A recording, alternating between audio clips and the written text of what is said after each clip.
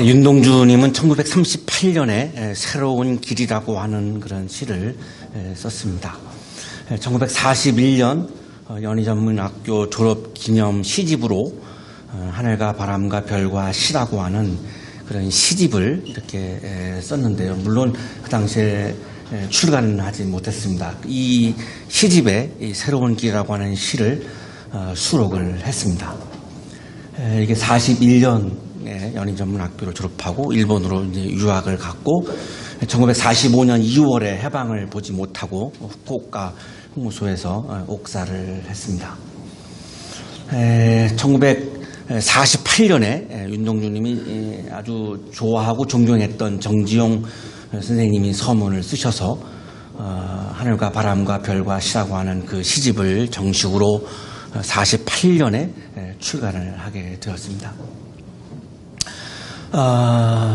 윤동주님은 일제의 노예를 살고 있는 그런 억압과 자유가 없는 그런 어렵고 힘든 상황에서도 끊임없이 하늘을 보고 바람을 보고 바람을 느끼고 그리고 별나라를 꿈꾸고 그리고 시를 노래했습니다. 이 나라는 억압할 수 있지만 우리 국민들은 억압할 수 있지만 윤동주님이 보기에 하늘은 바람은 별은 실은 언제나 자유로웠던 거죠. 그래서 끊임없이 이 노예 상황에서 자유를 바라보고 자유를 그리워하고 자유를 꿈꾸고 자유를 희망했던 그런 시인이었습니다. 이것이 신앙이라고 할 수 있습니다.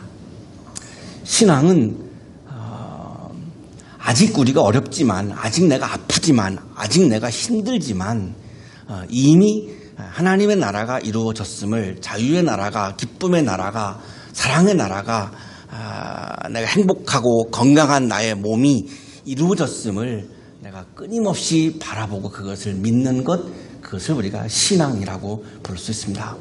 윤동주님은 장로님 가정에서 태어나서 어릴 때부터 계속해서 기독교 학교를 다녔고 아주 믿음이 튼튼한 그러한 분이었음을 이 시를 통해서 우리는 볼 수 있습니다. 내를 건너서 숲으로 고개를 넘어서 마을로 어제도 가고 오늘도 갈 나에게 새로운 길. 우리가 노예이지만 힘들지만 내를 건너면 거기 숲이 있음을 본 거죠.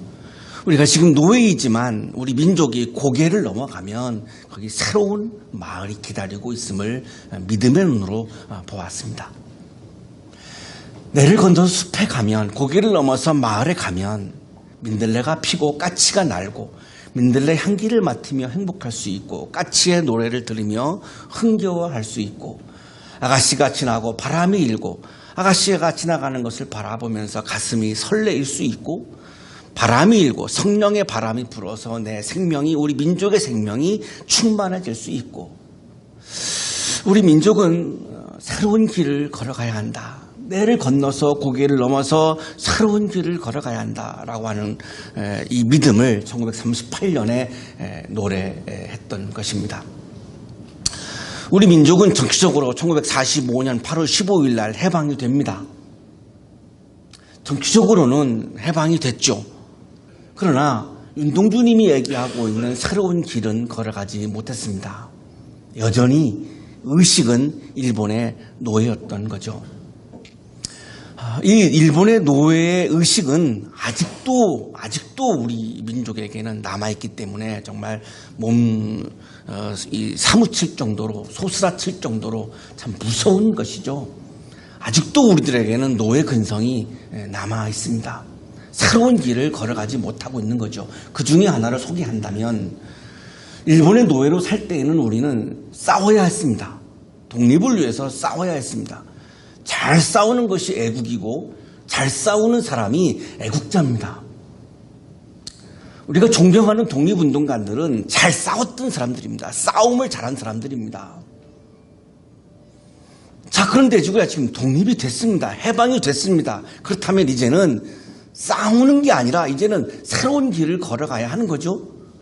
자, 그런데 우리는 여전히 아직도 노예로 살 때에 싸움을 잘했던 그 의식에 아직도 우리는 머물러 있습니다. 정치인들도 국회의사당에서 싸우고 있죠. 싸울 것이 아니죠. 우리 정치인들은 국민들을 위해서 봉사하는 거고, 그럼 국민들을 위해서 좋은 아이디어를 내고 좋은 안을 내고 타협을 하고 하나를 결정을 하고 민주적으로 결정을 하고 그걸 실행으로 옮기면 되는 건데 여전히 싸웁니다. 아직도 노예의 모습에 머물러 있는 거죠. 심지어는 뭐 종교인들마저, 교회마저 싸움을 계속하고 있습니다. 교회는 사랑이 본질이고 사랑이 생명인데, 근데 교회도 싸움을 계속하고 있습니다. 일제 노예로 살 때의 그 의식이 아직도 여전히 계속 남아있는 거죠. 윤동주님이 대단한 것은 이미 그것을 통찰했던 거죠. 우리가 해방이 되어도 새로운 길을 걸어가지 못하면 그 해방은, 독립은 아무런 의미가 없다라고 하는 것을, 그것을 통찰했던 것이고, 그것을 이 시를 통해서 우리들에게 전해주고 있습니다. 제1의 해방, 정치적인 해방은 이루어졌지만 제2의 해방, 의식의 해방이 이루어지지 않았습니다. 우리 설립자님도 이것을 통찰했기 때문에 독립이 된 다음에, 해방이 된 다음에 어디로 갈 거냐? 사랑의 실천으로 가야 한다라고 하는 것을 통찰했던 거죠. 새로운 길을 걸어가야 된다라고 하는 건데, 그 새로운 길은 사랑의 길임을 통찰했던 겁니다. 안타깝게도 우리는 아직도, 우리 민족은 새로운 길을 걸어가지 못하고 있죠. 분단의 상황이라고 하는 것은 새로운 길을 걸어가지 못하고 여전히 한 민족끼리 싸우고 있는 이 상황은, 이 현실은 아직도 우리가 일제 노예 자리에 아직도 머물러 있음을 우리에게 보여주고 있는 그런 가슴 아픈 또한 우리 현실이기도 합니다. 히브리인들은 430년 동안 이집트에서 노예로 살았습니다.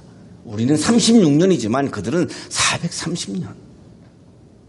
그 노예의식을 한 번에 벗어낼 수 있을까요? 불가능합니다. 가나안 땅에 들어가면 뭐 하겠습니까? 일의 해방, 정치적인 해방이 주어져도 여전히 그들이 노예의 모습으로 살아간다면 그 가나안 땅의 자유는 아무런 의미가 없는 것이고, 출애굽하신 하나님의 사건은 아무런 의미가 없는 것이죠. 그래서 하나님은 히브리인들에게 광야에서, 시내산에서 나타나셨습니다. 그 나타나신 장면입니다. 이 모든 말씀은 하나님이 하신 말씀이다. 말씀으로 나타나셨습니다. 시각적으로 나타나는 것이 아니라 청각적으로 나타나셨습니다. 말씀으로, 소리로 나타나신 거죠. 자, 이때에 이 하나님의 말씀을 내 마음에 받아들이고 내 마음에 채워서 내 마음에서 그 하나님의 말씀이 울리면 그 말씀을 통해서 하나님을 만나는 것이고, 그냥 그 말씀을 머리로만 받아들이고 귀로만 듣는다면 그 말씀을 통해서 하나님을 만날 수가 없는 것이죠. 하나님은 히브리인들에게 말씀으로, 소리로, 청각으로 나타나셨습니다. 자, 하나님은 자기를 소개하셨습니다. 이 자기 소개 20장 2절이 십계명을 해석하는 굉장히 중요한 단서입니다. 나는 너희를 이집트 땅 종살이하던 집에서 이끌어낸 주 너희의 하나님이다. 하나님은 자기 정체성을 이렇게 소개하고 있죠. 종살이하던 이 히브리인들을 그 노예 자리에서 이끌어내신 분, 하나님은 어떤 분이시냐? 노예 자리에서 끌어내시는 분, 자유를 주시는 분, 해방을 주시는 분이라고 자기 자신을 그렇게 소개하고 있습니다. 하나님 스스로 밝히신 자기 정체성이죠. 자, 그러면 십계명은 이제 3절부터 십계명이 나오는데, 물론 성경에 십계명이라고 하는 단어는 없습니다. 우리가 십계명이라고 부르는 건데요. 이 십계명을 이 2절의 말씀을 근거로, 하나님이 자기 정체성을 소개한 이 근거로 이 십계명을 해석해야 우리가 올바르게 해석할 수 있는 그런 부분입니다. 히브리인들은 430년 동안 노예로 살았는데 하나님께서 이들에게 자유를 주신 거죠. 자, 그래서 그들은 새로운 세계를 꿈꾸고 이집트를 탈출해서 가나안 땅을 향한 거죠. 자유를 찾아서 향했습니다. 이것은 철저히 하나님의 사건이었고 하나님이 하신 사건이지 히브리인들 자기들 스스로 했던 시민혁명이거나 이런 사건이 아닙니다. 하나님이 하신 하나님의 사건인 거죠. 자, 그러나 제1의 해방, 정치적인 해방은 이루어졌지만 그들은 새로운 길을 걸어가지 못했습니다. 그들은 아직도 노예였습니다. 430년 동안 노예로 살았는데 하루아침에 그 노예의식이 어떻게 없어질 수 있겠습니까? 그것을 이렇게 보여주고 있죠. 이집트에 있을 때 우리가 이미 당신에게 말하지 않았습니까? 광야에 나가서 죽는 것보다 이집트 사람을 섬기는 것이 더 나으니 이집트 사람을 섬기는 것이 더 나으니 우리가 노예로 사는 것이 이 광야의 삶보다 더 낫다라고 이야기하고 있죠. 아직도 노예의 의식을 버리지 못하고 있습니다. 노예를 지금 그리워하고 있을 정도입니다. 자, 그러니 가나안 땅에 들어가면 뭐 하겠습니까? 정치적으로 자유가 주어지고 경제적으로 자유가 주어져도 여전히 이집트에서는 노예였는데 가나안 땅에서도 노예로 살아간다면 출애굽을 한 하나님의 사건은 아무런 의미가 없습니다. 그래서 하나님은 시내산에서 히브리인들을 붙잡으신 겁니다.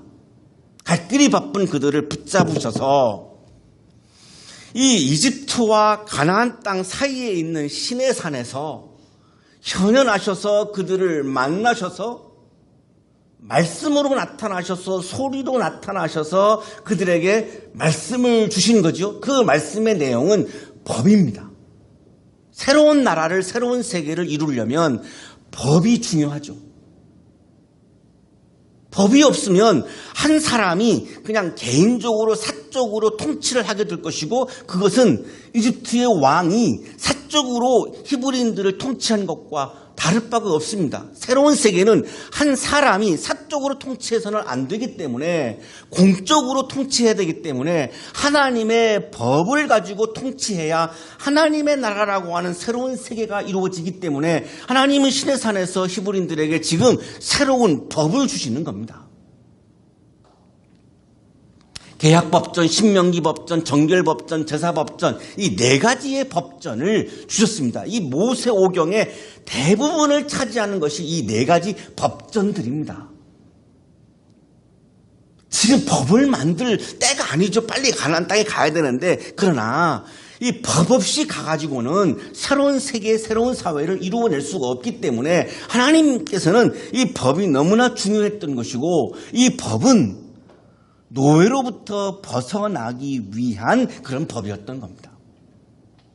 이 네 가지 법 중에 가장 핵심되는 법이 바로 십계명이라고 우리가 지금 부르고 있는 10마디의 말씀들이라고 하는 그 법입니다. 십계명은 이집트의 왕이었던 그 파라오의 노예로부터 자유인으로 전환하기 위한 새로운 나라와 새로운 사회를 이루기 위한 새로운 길을 걸어가기 위한 하나님과 히브리인들 사이의 계약이었던 것이죠. 자, 그러면 그 당시로 돌아가서 이집트의 노예의 자리로 돌아가서 십계명을 읽어야 하나님의 십계명을 주시는 마음을 우리가 읽을 수가 있는 거죠. 1계명 너희는 내 앞에서 다른 신들을 섬기지 못한다. 이 계명을 왜 주실까요? 히브리인들은 430년 동안 이집트의 노예로 살 때에 이집트의 신 태양신을 경험을 했습니다. 430년 동안. 430년 동안 계속해서 태양신 얘기를 들으면 태양신이 진짜로 있는 것처럼 느껴질 수밖에 없어요. 게다가 이집트의 왕 파라오는 신격화했기 때문에 신 자체였습니다. 사람들 앞에 잘 나타나지도 않았죠. 왜? 신이기 때문에. 사람이 신인 것을 보았기 때문에 가나안 땅에 들어가서도 통치자가 내가 신이요 그러면 신으로 섬길 수밖에 없습니다. 430년 동안 그게 몸에 배어있는데 그 너무나 자연스럽게 그것이 나오는 거죠. 그러면 이들을 구원하신 분은 하나님인데, 야훼 하나님인데 이들을 억압했던 것은 이집트의 신인데 그 이집트의 신과 비슷한 신이 가나안 땅에 바알 신이 있는데 거기서 또 통치자가 이집트의 파라오처럼 내가 신이요 할 터인데 이들이 하나님을 믿겠어 예배하겠습니까? 가나안의 바알신을 예배하겠습니까? 통치자를 예배하겠습니까?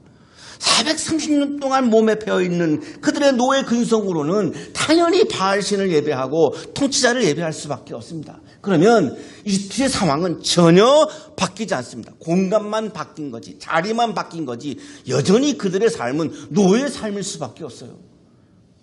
그래서 하나님은 십계명을 주시면서 맨 첫 마디가 히브리어로 로입니다. 로. 하지 못한다라고 하는 절대법입니다. 너희는 섬기지 못한다. 섬기지 말라가 아니라 섬기지 못한다라고 하는 절대법을 주십니다. 절대적으로 다른 신들을 섬기지 못한다. 이거를 하지 아니하면 너희들은 가나안 땅에서 아무리 자유가 주어졌어도 새로운 삶을 살아갈 수가 없다. 새로운 세계를 이루어갈 수가 없다. 인간의 자유와 구원에는 아무런 관심도 없는 그 가나안의 바알신을 예배하고 너희들을 다시 노예로 부리려고 하는 이 지배자를 예배한다면 너희들에게는 전혀 출애굽한 의미가 아무것도 없다. 그래서 절대적으로 내가 너희들에게 말하는데 다른 신들을 섬기지 못한다. 섬기지 말라? 섬기든지 안 섬기든지 너희들이 결정해라. 이것이 아니라 그냥 섬기지 못한다라고 하는 절대법으로 강력하게 이 법을 주시고 있는 거죠. 내 앞에서 알파나이 내 앞에서 바알신들을 섬기지 못한다. 내 앞에서 지배자들을 섬기지 못한다. 민영진 교수님의 주석입니다. 여기서 다른 신들이란 가나안의 바알 종교의 신들을 일컫는 것이다. 우리가 지금 말씀 나누고 있는 것에 굉장히 중요한 근거를 제시하고 있는 그런 주석입니다. 제2계명 우상을 만들지 못한다. 이집트의 왕 파라오는 자기 자신을 형상으로 만든 겁니다. 이걸 우상이라고 말하는 거죠. 직접 사람들한테 나타나지 않고 이런 돌이나 이런 형상 같은 거로 자기를 만들어가지고 사람들이 그거를 예배하게 한 거죠. 그러면 그 형상은, 돌로 만든 형상은 말을 하지 못합니다. 그러니 자기가 말하는 것이 다 신의 말이 되는 거죠. 그러면 백성들은, 노예들은 그 형상 앞에서 무릎을 꿇고 예배하면서 파라오가 얘기하는 것을 다 신의 소리로 받아들이는 거죠. 이것이 통치의 수단이었던 거예요. 자, 그러면 이들이 430년 동안 그렇게 살아왔는데 이 가나안 땅에 들어가서 어떻게 할까요? 이제는 하나님을 형상으로 만들 거라는 거죠. 하나님을 돌 같은 거로 만든다라고 하는 거예요. 그러면 어떤 일이 벌어지나요? 하나님을 자기 마음대로 조정하는 겁니다. 이 돌덩어리는 말을 못하기 때문에 자, 하나님은 이렇게 말했다라고 지배자는 그렇게 자기 통치 수단으로 그것을 삼는 거죠. 하나님의 소리라는데, 하나님의 말씀이라는데, 하나님의 음성이라는데 히브리인들이 안 듣겠습니까? 들을 수밖에 없어요. 그런데 그것은 하나님의 소리가 아니야 라고 그 돌덩어리는 말을 하지 못하기 때문에 지배자는 그 돌덩어리로 하나님을 만들어서 그거를 통치 수단으로 사용하는 거죠. 그래서 하나님은 너희들이 가나안 땅에 들어가서 절대적으로 하나님을 우상으로 만들지 못한다 이렇게 말씀하신 거예요. 여기서 우상은 하나님이 아닌 다른 신을 말하는 것이 아니라 하나님을 형상으로 만들지 못한다. 돌덩어리로 만들지 못한다. 하나님을 너희 마음대로 조정하려고 하지 못한다라고 하는 말씀을 한 말씀이 이 계명 우상을 만들지 못한다라고 하는 계명입니다. 이걸 우리는 다른 미신을 자꾸 생각하는데 여기 이 말씀의 본질은 미신을 말하는 게 아니라 하나님을 형상으로 만들지 못한다. 우상으로 만들지 못한다. 이 페셀이라고 하는 이 히브리어는 이 돌덩어리로 같은 걸 만드는 것을 말하는 겁니다. 김희곤 교수의 주석입니다. 야훼의 계시 방식이 인간에 의해서 마음대로 장악될 수 있는, 하나님은 이런 분이라고, 하나님의 말씀은 이런 거라고, 전혀 하나님의 본성과는 다른 것을 자기 욕망에 자기 욕망을 투영시켜서 자기 욕망을 합리화시키기 위해서 하나님의 뜻이라고, 하나님의 소리라고, 하나님의 말씀이라고 인간이 그렇게 하나님의 마음을 조종하려고 하는 것, 그것을 폐기하라고 하는 요구이다. 이렇게 주석합니다. 그렇게 하지 아니하면 하나님이 다스리는 나라가 아니라 또 다른 지배자가 다스리는 나라가 될 것이고, 그렇다면 그것은 출애굽을 한 의미가 전혀 없어지기 때문에 하나님은 절대법으로 하나님을 우상으로 만들지 못한다. 이 절대법을 2계명으로 주시는 거죠. 3계명, 너희는 주 너희 하나님의 이름을 함부로 부르지 못한다. 자, 이집트의 왕들은, 파라오는 자기의 이익에 따라서 신의 이름을 오용했습니다. 내 소리를 하면서, 내 말을 하면서, 내 주장을 하면서 이것은 하나님의 이름으로 말한다, 신의 이름으로 말한다, 이렇게 했기 때문에 430년 동안 그것을 경험한 히브리인들은 이제 가나안 땅에 들어가서 살다가 내 주장이 안 먹히 들어가면 하나님의 이름으로 말하노니 이렇게 말하겠죠. 그런데 그 내용은 하나님의 본성과는 너무나 다른 이야기들이에요. 이건 하나님의 이름을 오용하는 거죠. 망덩뜨이 일컫는다라고 하는 우리 개혁성경의 이 말씀은 바로 오용한다라고 하는 것을 의미하고 있습니다. 자신의 이익을 따라서 하나님의 이름을 오용하지 못한다. 이거 못 박은 거죠. 내 이름을 끌어다가 너희들의 주장을 하지 말아라, 이 말씀을 하신 거죠. 안식일 4계명, 안식일을 기억하여 그날을 거룩히 지켜라. 히브리인들은 이집트에서 노예로 살았습니다. 강제 노동에 동원되어서 그 피라미드 같은 거를 짓고 뭐 어마어마한 그런 강제 노동에 동원되어서 쉴 날이 없었죠. 히브리인들에게, 노예들에게 가장 절실한 것은 안식입니다. 그런데 일하다가 일을 중단하고 쉬는 것을 해보지 못했기 때문에 430년 동안 그게 몸에 배어있기 때문에 가나안 땅에 들어가서 이들이 일을 하다가 일을 중단할 줄을 모르는 겁니다. 그러면 7일 내내 일하는 거죠. 그것은 인간의 삶이 아니라는 거죠. 왜? 하나님도 6일 동안 일하시고 7일째 쉬셨어요. 그래서 9절에서 이렇게 말씀하시는 거죠. 너희는 엿새 동안 모든 일을 힘써 하여라. 그냥 매일 쉬라는 게 아니라 엿새 동안에는 힘써서 일하라, 이게 전제예요. 일한 다음에 7일째 쉬는 거지 일주일 내내 쉬라는 말씀이 아니에요. 어떤 분은 이 안식일 계명을 잘못 이해해서 나는 일주일 내내 쉬겠습니다, 이거는 성경의 말씀입니다, 이렇게 생각하는 분들도 있는 것 같은데 그건 억지이고, 6일 동안 열심히 최선을 다해서 힘써서 일하고 7일째에는 쉬라는 건데, 왜냐하면 하나님이 그렇게 하셨기 때문에 안식은 거룩한 거죠. 그런데 이 안식의 개념을 히브리인들이 지금 모르는 거예요. 430년 동안 노예로 살았기 때문에. 그러면 가나안 땅에 가서도 안식이 없으면 그들은 여전히 노예의 삶을 살아가는 거지, 하나님의 형상으로서, 하나님 나라의 백성으로서 인간답게 살아갈 수가 없는 거죠. 그래서 절대법으로 하나님이 주시는 거예요. 안식일을 거룩히 지켜라. 김희곤 교수의 주석입니다. 안식을 선언은 인간 생명과 인간의 기본 권리를 보장하고 인간을 얽어맨 그 모든 매임으로부터 해방시키려는 인간 해방과 인권 수호의 선포이기도 하다. 인간이 인간답게 살아가려면 6일 동안 최선을 다해서 일하고 7일째는 일주일 중에 하루는 쉬고, 이것이 가장 인간다운 삶이라는 거예요. 일자리가 없거나 안식이 없으면, 둘 중에 하나가 없으면 그건 굉장히 비인간적인 삶이라는 거예요. 왜? 하나님이 그렇게 하셨기 때문에. 이 안식일 계명에는 주일 개념은 전혀 무관합니다. 주일 성수와는 전혀 관계가 없는 본문이죠. 5계명, 너희 부모를 공경하여라. 왜 지금 이 다급한 상황에서 부모 공경하라고 하는 효도에 관련한 이런 말씀을 주실까요? 히브리인들은 440년 동안 이집트에서 노예로 살았습니다. 자유를 주신 것은 본인들의 힘이 아니라 하나님이 주신 거예요. 그런데 노예로 살았던 세대와 가나안 땅에 들어가는 세대가 달라요. 이집트를 출발한 사람들 중에는 한 명도 못 들어갑니다. 다 그 이후에 태어난 사람들이 새로운 세대가 들어간 거예요. 그러면 이 새로운 세대는 하나님의 은혜로 우리가 자유가 주어졌음을 알 수가 없어요.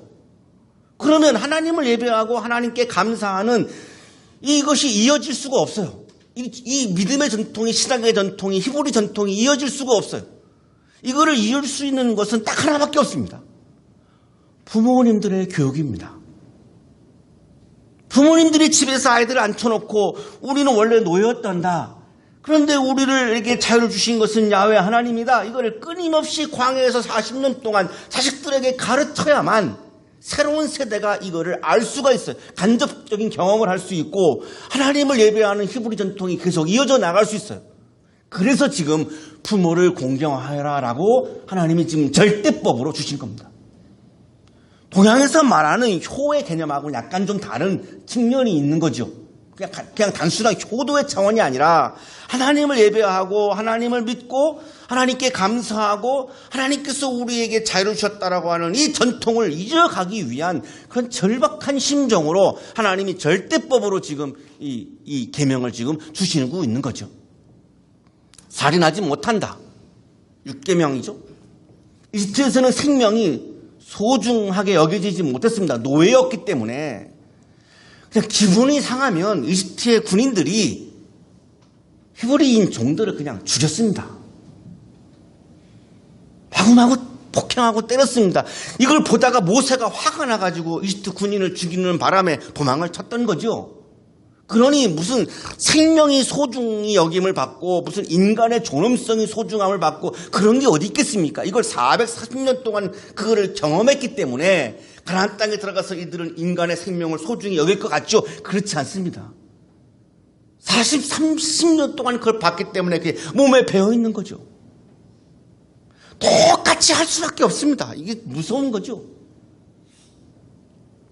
저는 아버님을 굉장히 존경했는데요. 아버님 삶의 모습 중에 존경이 가지 않는 그런 부분이 몇 가지가 있었습니다. 저는 결혼을 하면서 결심을 했습니다. 나는 결혼하면 아빠처럼 아내에게 그렇게 하지는 않겠다라고 막 결심하고 또 결심했습니다. 결혼해서 아내가 저한테 이야기하는 거를 들어보니 무섭습니다. 제가 결심했던 거를 똑같이 아버지처럼 똑같이 하고 있는 거예요. 저도 모르게. 이 어릴 때부터 아버지의 모습을 보는 게 그냥 몸에 배어있는, 저 솟아치게 놀랐습니다. 하물며 440년간 그걸 봤는데 얼마나 생명을 업신여기겠습니까? 생명을 업신여기는데 거기서 어떻게 새로운 세계를 이루어내고 새로운 사회를 만들고 어떻게 하나님의 나라를 이루고 어떻게 좋은 나라를 이루고 그건 불가능한 거죠. 그래서 하나님이 이들에게 생명은 소중한 거다. 생명은 존엄한 거다. 이걸 절대법으로 주신 계명이 살인하지 못한다. 이 계명을 주신 거죠. 간음하지 못한다. 7계명. 히브리인들은 이집트에서 가정이 보호받지 못했습니다. 이집트 남성들이 이집트 여성들을 성적인 노예로 삼았죠. 노예니까요. 그러니 가나안 땅에 가서 어떤 일이 벌어지겠습니까? 여성들을 그냥 성적인 노예로 또 삼을 거 아니겠습니까? 그러면 가정이 보호받지를 못합니다. 가정이 세워지지 아니하면 한 좋은 나라가, 좋은 사회가 세워지는 것은 불가능합니다. 건강하고 좋은 가정을 이루기 위해서 하나님은 절대법으로 간음하지 못한다. 이 계명을 주신 거죠. 도둑질하지 못한다. 이 8계명과 10계명의 차이가 중요한데요. 김유곤 교수의 주석을 먼저 소개하겠습니다. 노트와 알트는 성서학자입니다. 여기 제8기에서 사용된 동사 간압은 그 목적으로서 인간을 생각하고 있기 때문에 인간을 도둑질하는 행위를 금하는 계명이라고 보고 이것은 재산을 탐내어 도둑질하는 것을 금하는 제10계와는 구별된다고 주장하였다. 도둑질하지 못한다라고 하는 8계명은 사람을 훔치는 것을 의미하는 거고 10번째 계명 내 이웃의 소유를 탐내지 못한다라고 하는 것은 재산을 훔치는 것을 의미한다라고 하는 그런 주석입니다. 자, 도둑질하지 못한다, 사람을 훔쳤다라고 하는 거죠. 노예니까요. 노예니까 마음대로 막 노예로 사람을 막 훔쳐가는 거죠. 그러니 어떻게 가나안 땅에 들어가서 어떻게 좋은 사회, 새로운 세계를 열어갈 수가 있겠습니까? 사람을 막 훔쳐가는 이런 사회인데. 도둑질하지 못한다, 사람을 훔칠 수 있는 것이 아니다. 이웃에게 불리한 걸증을 하지 못한다, 9계명. 법정에 가서 히브리인들은 거짓 증언으로 인해서 그냥 죄인이 되는 경우가 허다했던 거죠. 노예였기 때문에. 사람들이 다 알아요. 거짓 증언인 거. 하지만 노예이기 때문에 어떻게 그걸 대처할 수가 없어요. 거짓 증언에 의해서 죄인이 아닌데도 불구하고 그냥 죄인이 되는 거죠. 그러니 가나안 땅에 들어갔을 때 이들의 법정에 무슨 정의로움이 있겠습니까? 온갖 거짓 증언이 난무하는 거죠. 죄인이 아닌 사람을 그냥 죄인으로 막 모는 거죠. 그러니 어떻게 좋은 정의로운 사회가 이루어지겠습니까? 하나님은 절대법으로 이웃에게 거짓 증언을 하지 못한다. 새로운 사회를 너희가 이루려면, 노예에서 벗어나려면, 진정으로 노예에서 벗어나서 하나님의 형상으로 살아가려면, 하나님 나라의 백성으로 살아가려면, 하나님의 나라를 이루려면 거짓 증언을 하지 못하는 거다. 내 이웃의 집을 탐내지 못한다. 여기 집은 소유 중에 하나를 말하는 것이 아니라 그 뒤에 열거되고 있는 모든 그 재산을 한마디로 포함하고 있는 그런 상징적인 단어로 쓰고 있습니다. 민영진 교수님의 주석입니다. 여기 이웃의 집은 히브리어로 벳이죠. 베델 할 때 엘 하나님, 벳 집 하나님의 집이라는 뜻인데요. 여기 이웃의 집은 탐내지 말아야 할 이웃의 물품 명단 중에 하나가 아니다. 이어서 열거되는 모든 것을 포함하는 개념이다. 이 뒤에 나오고 있는 이웃의 아내나 남종이나 여종이나 소나 낙이나 할 것 없이 이 모든 거를 한 단어로 지금 압축하고 있는 것을 집이라고 하는 벳이라고 하는 단어를 지금 쓰고 있다라고 하는 그런 주석입니다. 히브리인들은 이집트에 살면서 그냥 손쉽게 재산을 빼앗겼습니다. 세금의 형식으로 받아가는 게 아니라 그냥 노예이기 때문에 그냥 막 뺏어가는 거죠. 약탈하는 거죠. 그래도 어떡할 수가 없는 거예요. 그러니 가나안 땅에 들어갔을 때 이들이 어떻게 살겠습니까? 남의 집에 들어가서 그냥 재산을 막 약탈하는 거죠. 그러면 애굽에서 나왔지만, 이집트에서 나왔지만 출애굽의 의미가 하나도 없는 거죠. 그래서 가나안 땅에 들어갔을 때 너희들은 이웃의 소유를, 이웃의 재산을 약탈하지 못한다, 빼앗지 못한다. 힘으로, 물리적인 힘으로, 폭력으로 남의 재산을 빼앗는 것은 안 된다로 절대법으로 지금 말씀하고 있는 거죠. 그래야 너희들이 새로운 세계를 만들어내고 노예로부터 벗어나서 이제는 자유인으로 하나님의 형상으로 하나님 나라에서 기쁘게 살아갈 수 있다. 모든 악한 행위는 탐심에서 비롯됩니다. 우상을 만드는 것도, 살인을 하는 것도, 간음을 하는 것도 모두가 이 앞에 있는 9가지 계명을 보면 탐심에서 다 비롯됩니다. 그래서 마지막 결론으로 10번째 계명에서 하나님이 지금 탐심에 대한 절대법을 주시는 거죠. 이 탐심은 다른 말로 옮기면 욕망, 욕심이라고도 부를 수 있습니다만 이 탐심이 신앙으로 둔갑하기도 하죠. 내 안에 있는 탐심이 신앙으로 내가 착각할 때도 있죠. 이 탐심이 하나님과 나와의 만남을 가로막는 그런 방해와 장애물이 되기도 하죠. 하나님은 오늘도 우리에게 나타나셔서 소리로, 그 당시에 천둥소리, 번개, 나팔소리로 나타났던 그 하나님은 오늘도 우리에게 말씀의 소리로 우리에게 나타나셔서 현현하셔서 우리에게 말씀을 하십니다. 그 말씀을 귀로, 머리로 듣는 것이 아니라 내 마음에 가득 채워서 내 마음을 울릴 때에 소리로 현현하시는 하나님을 내가 만날 수 있는데, 이것을 가로막는 가장 큰 장애물이 탐심, 욕망, 욕심이기 때문에 마지막 10번째 계명으로, 결론으로 하나님은 절대법으로 탐심에 대한 계명을 주고 계시는 거죠. 오늘 아침에도 성서일과의 말씀을 통하여 그 당시 시내산에서 천둥소리로, 번개소리로, 나팔소리로 나타났던 하나님께서 성서일과의 말씀으로, 소리로 오늘 우리에게 현현하십니다.